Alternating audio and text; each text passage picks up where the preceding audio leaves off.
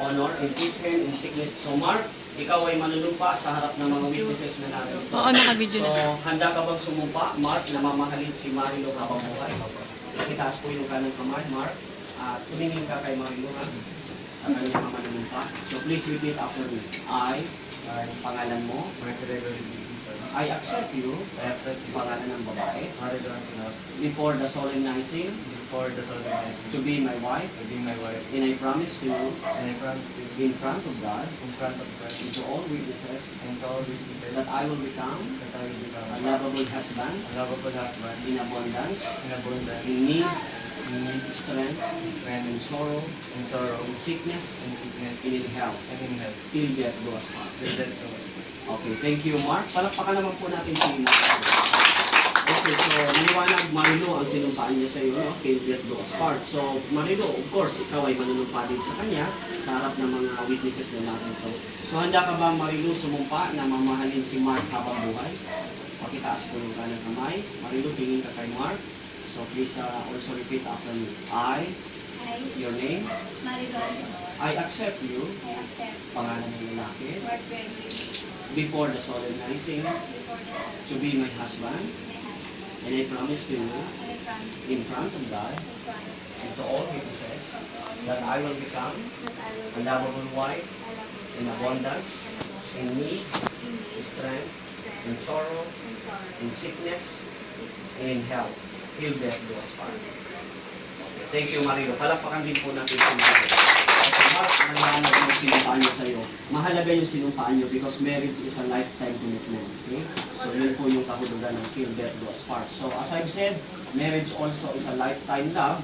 Dapat nag-iibigan po kayo. At ang sing-sing po, yan ang magiging tanda ng inyong pag-ibig sa isa't isa. So, ikaw muna, Mark, kunin mo ang sing-sing na ibibigay mo kay Marilo. Okay, harapin mo si Marilo. Harap na yung dalawa. I-ready sa kaliwang para sing-singan. Okay, Mark, anong tawag mo kay Marilo? Sabihin mo sa kanya, honey, isuot mo ang singsing na ito sa habang buhay. Ito ang tanda ng aking pag-ibig at katapatan sa iyo. Mula ngayon, magpakailan. Isuot mo siya, Mark. Wala bang sasabihin kay Marilo ay mahal kita. Mahal kita. Habang buhay ko, sinusupa ako sa iyo. PBBT. Palakpakan naman natin si Mahalaga yun. Of course, Marilo, kunin mo ang singsing na magiging tanda rin ang pag-ibig kay Mark. So, doon sa kaliwa, tawagin mo Marilo siya sa gusto mong tawag.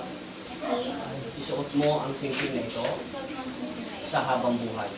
Ito ang tanda ng aking pag-ibig at katapatan sa iyo. Mula ngayon, magpakailan na.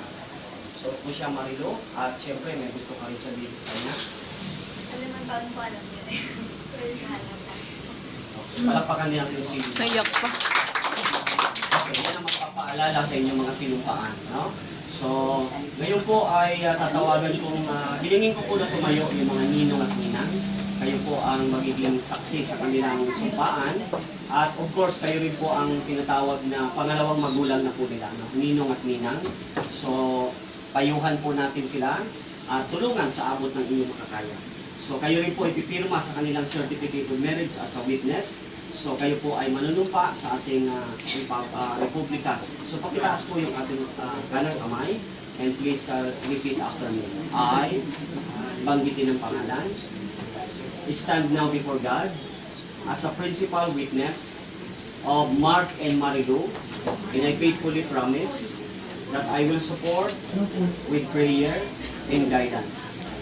Salamat po. So, palakpakan po natin sila, mga okay, ngayon ay maupo na tayo.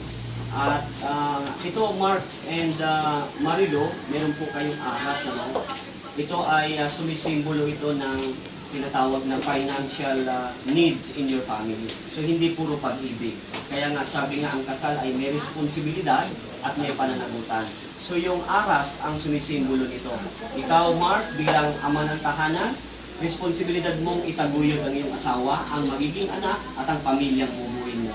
So, you are responsible for your family. So, yan ang magpapaalala sa iyo, sa iyong pagod, sa iyong pagsisikap para sa iyong pamilya.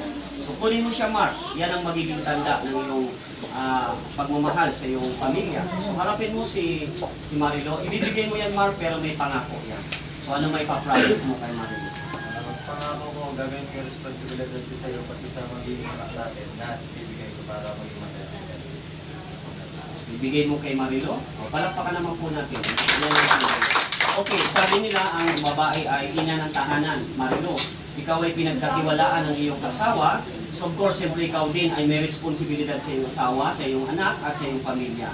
So bilang ina ng tahanan, ikaw ang magtataguyod at magpapatakbo ng inyong pamilya. So Marilo, so ano ang may papromise mo naman kay Mark bilang pinagkatiwalaan kanya? No. Promise lang para sa kanya. Pinapangako ko na magiging asawa at ina sa gagawin ko lahat para magiging kasama. Okay. Palakpakan po natin si Marilo. Sabi mo yan, ano? At yan ay magpapaalala sa inyong mga sinumpaan din. Okay, so ngayon ay maupo na kayo, Mark and Marilo. Pipirmahan na ninyo ang inyong certificate of marriage. So 4 po ito, 1 copy, papasok po ito sa NSO, 1 copy for the local civil registry office, and 1 copy po para sa inyo at sa nagkasal. So ikaw muna po, Mark. Pirma sa mama. Picture po. Okay, sino po natin?